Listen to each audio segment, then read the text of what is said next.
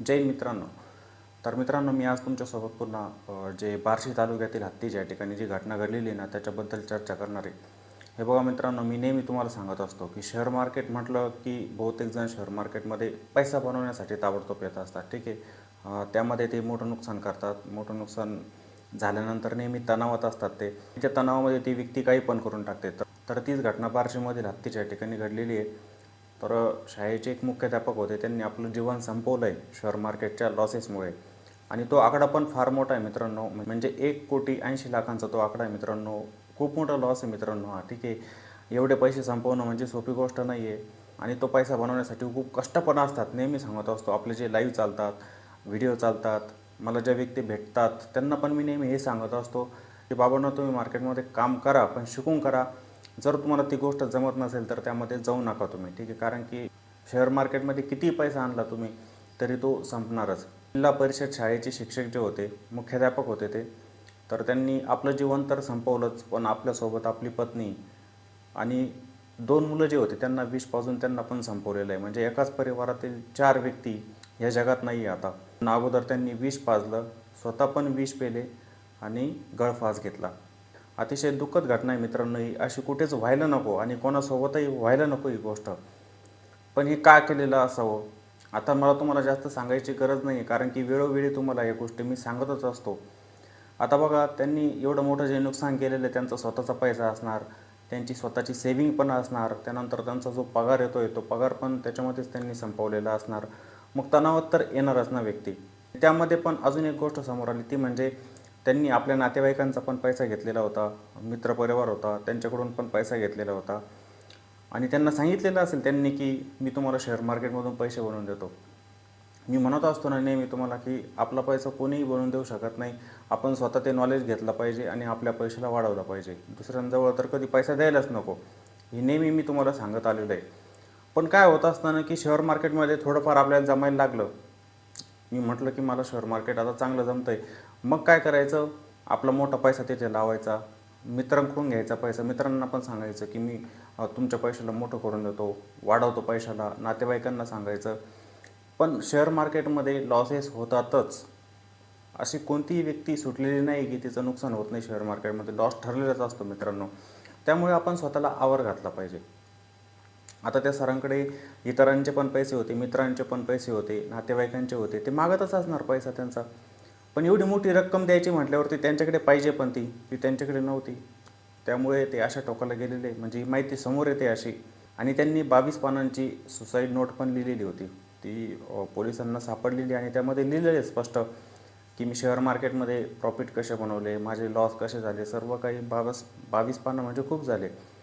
आणि त्यामध्ये मी कोणाचा पैसा घेतलेला होता, मित्रांचा, नातेवाईकांचा, ते पण त्याच्यामध्ये लिहिलेलं आहे त्यांनी.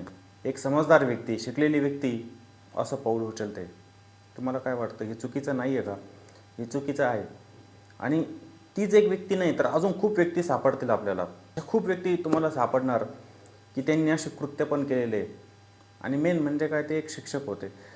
ती व्यक्ती असं पाऊल उचलू शकते बघा.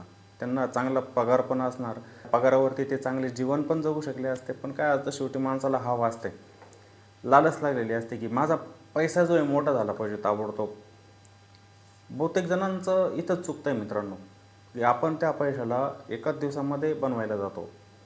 आपला पैसा एकाच दिवसामध्ये डबल व्हायला पाहिजे असं खूप जणांना वाटतं. त्याच्यामुळे अशा घटना घडत आहेत आणि त्या घडत राहणार मित्रांनो. त्याचं मेन कारण म्हणजे काय माहिती आहे का, माणूस जर शिकला नाही तर तो चुकीचं पाऊल उचलणार, त्याच्या चुका होणार. आणि शेअर मार्केटमध्ये माफी नाही आहे मित्रांनो, कोणी सुटत नाही त्याच्यामध्ये.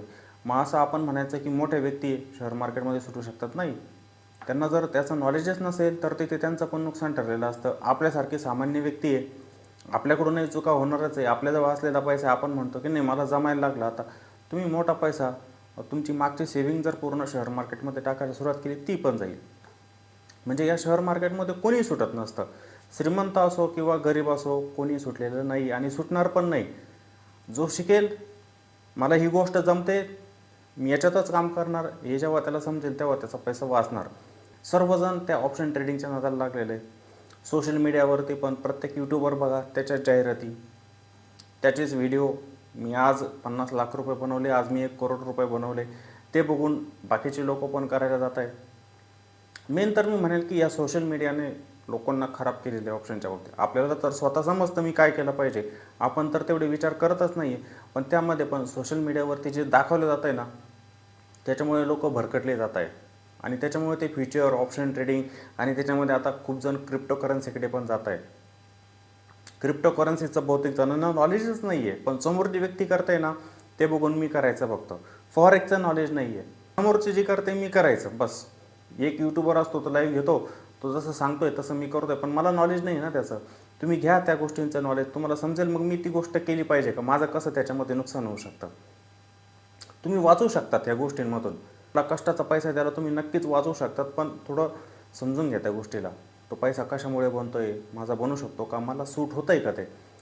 तुम्हाला जर ते सूटच होत नाही आहे, तुमचे जर कंटिन्युअसली मी म्हणतो 1 वर्षभर तुम्ही ट्रेडिंग करताय ऑप्शनमध्ये मी ऑप्शनचंच उदाहरण देतो तुम्हाला. इक्विटीकडे पण तसंच असू शकतं तुमचं, की ऑप्शनमध्ये तुमचे भयंकर लॉसेस होता. 1 वर्ष झालं तुम्ही 5-10 लाख रुपयांचं नुकसान केलं. थांबा ना. जर ती गोष्ट तुम्हाला जमतच नाही, थांबा. तुम्ही थांबत नाही. उलट काय होतं आहे, 10 लाखाचा लॉस झाला ना, नाही माझी गाडी आहे माझी फोर व्हीलर आहे 8-10 लाखांची, तिला विकून टाकतो, तो लॉस मी रिकवर करतो.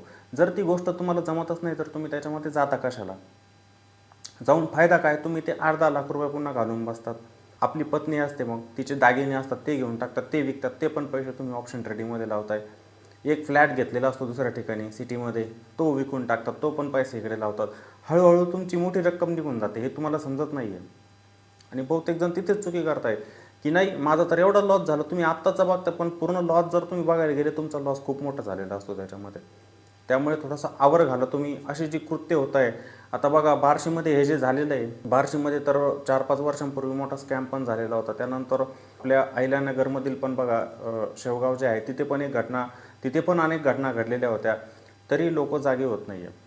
लोकांना समजतच नाही आहे. लोकांना अजून पण लालसा आहे पैसा बनवण्याची, की माझा पैसा ताबडतोब बनला पाहिजे. तरी गोष्ट व्हायला नको मित्रांनो. आणि ह्या परिवाराच्या बाबतीत जे झालेलं आहे, तर ती तर खूप दुःखद घटना आहे मित्रांनो. अशी घटना कोणासोबतच व्हायला नको आणि कोणी करायला नको. जर तुम्हाला जमत नाही ना ती गोष्ट, स्टॉप.